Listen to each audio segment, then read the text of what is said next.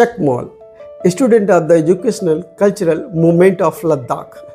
ये एक मूवमेंट है जो चलाया गया था सोनम वांगचुक के द्वारा।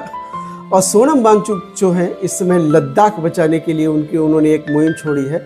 और इनका एक आंदोलन आता है न्यू होप के नाम से। इन्होंने लद्दाख के प्राइमरी एजुकेशन की खस्ता हालत को सही किया था।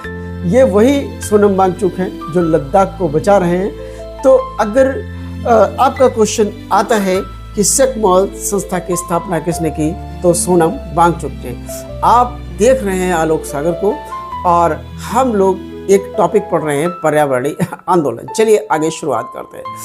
आगे आप स्क्रीन पर इनको देख रहे हैं। इनका नाम है ये जो महान व्यक्ति हैं इनका नाम है जीडी अग्रवाल। जीडी अग्रवाल के बारे में बात करें, जीडी अग्रवाल ने गंगा बचाओ आंदोलन छेड़ा और इनके आंदोलन के चलते गंगा में कई बार सुधार हुए, लेकिन गंगा को साफ नहीं किया। जीडी अग्रवाल ने एक बार जुलाई में कहा कि मैं अमरण अनशन पर जा रहा हूँ और मैं दशहरा तक अमरण अनशन पर बैठूंगा।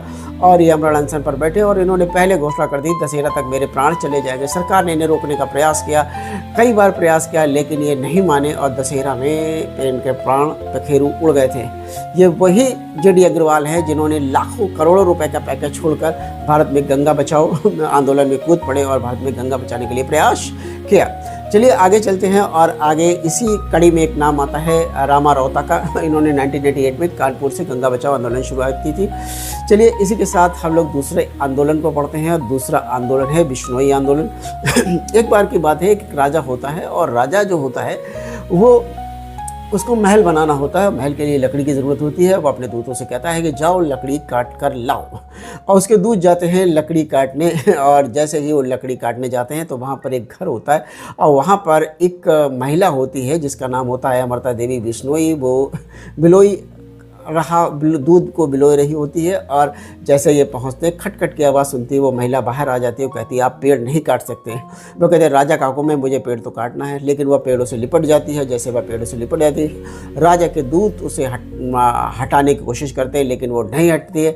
और फिर राजा के दूत उसे कहते हैं हट जाओ, नहीं हटती। राजा के दूत उसे कुल्हाड़ी मार देते हैं और कुल्हाड़ी मारने से उसके खून बहता है और गाँव की उसकी जो छोटी 3 बेटियाँ थी आ जाती हैं, लिपट जाती हैं। तीनों बेटियाँ मार डाली जाती हैं। उसके साथ गांव के 360 बेटियां आ जाती हैं। जब राजा को पता चलता है गांव की 363 बेटियों ने अपनी पेड़ों के लिए अपने प्राण की कुर्बानी दी, तो राजा जाता है, वहाँ देखता है, कहता है अरे पेड़ों से इतना प्रेम। तो राजा क्या करता है, वहाँ पर पेड़ों को ना काटने का हुक्म दे देता है और फिर वहाँ पर वो पेड़ नहीं कटते हैं। यही आंदोलन कहलाता है बिश्नोई आंदोलन। इसको जरूर पढ़िएगा और बताइएगा ये वीडियो आपको कैसे लगी।